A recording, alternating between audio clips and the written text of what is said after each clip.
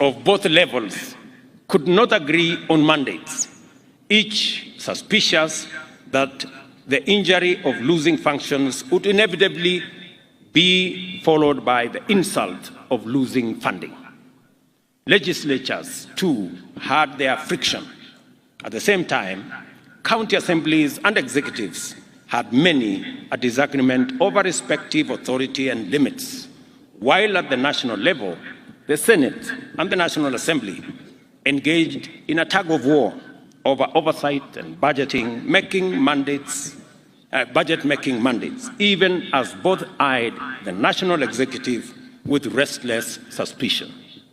We were suspected by the National Assembly. We were also suspected by the Senate. So we didn't have many friends.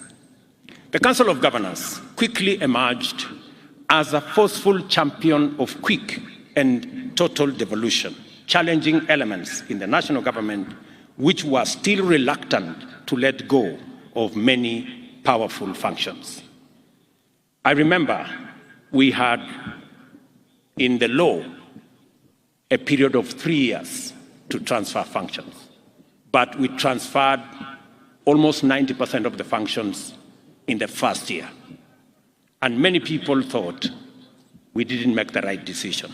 With the benefit of hindsight today, I think we made the right decision to accelerate the devolution of functions because it gave county governments the opportunity to develop the capacities to be able to appropriate those functions and take over their mandates.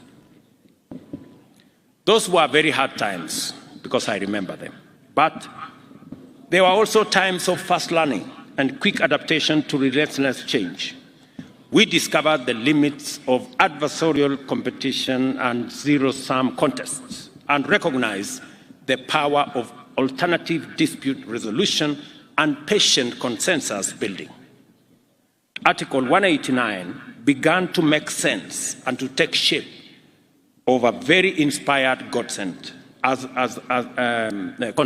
while the intergovernmental frameworks, Intergovernmental Budget and Economic Council, and the Intergovernmental Summit revealed their value because we managed to sort out many things using these frameworks in a negotiated way rather than taking things to court.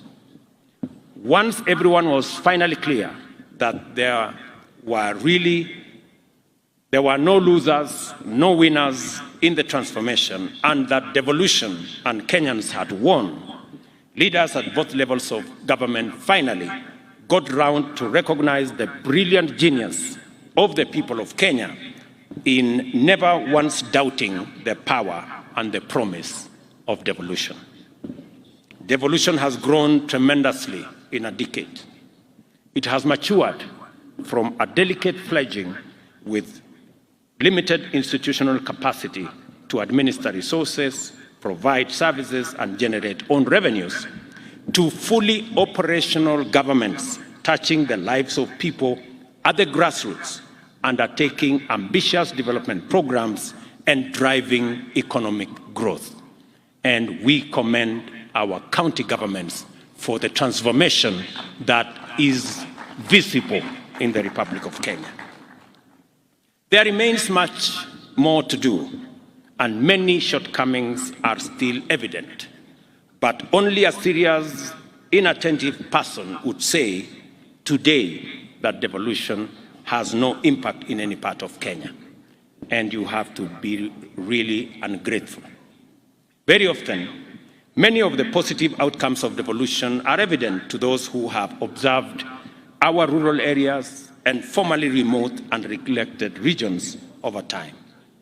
I am particularly encouraged by what we have achieved in the areas of health, agriculture, education, infrastructure, trade, development in the last 10 years of devolution. It is true that devolution has encountered setbacks owing to poor coordination, administrative rigidities, and inefficiencies, which have suppressed effective performance.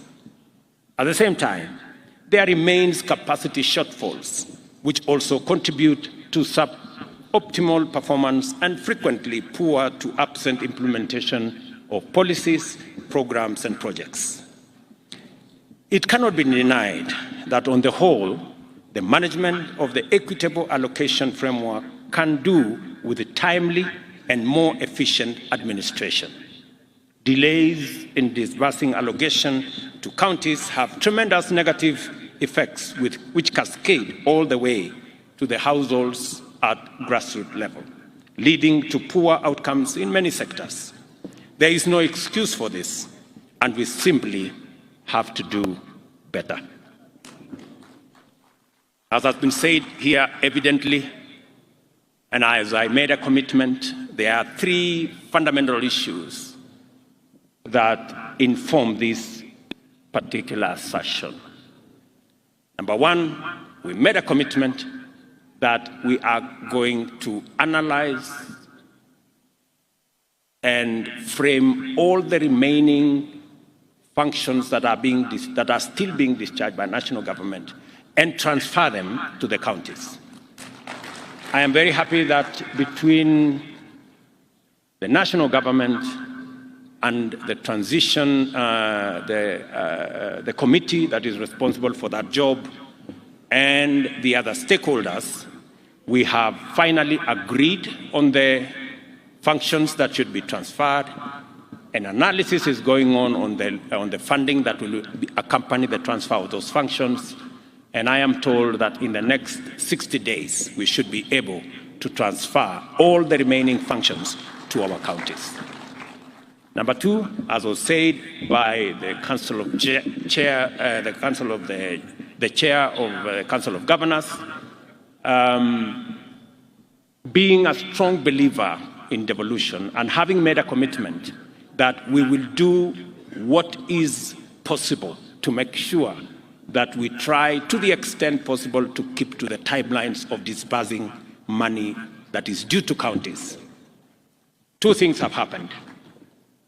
Unlike last financial year, where we crossed the year with about 30 billion due to counties, this year, I did make sure that every cent that was meant for counties was paid before we closed the books for last year.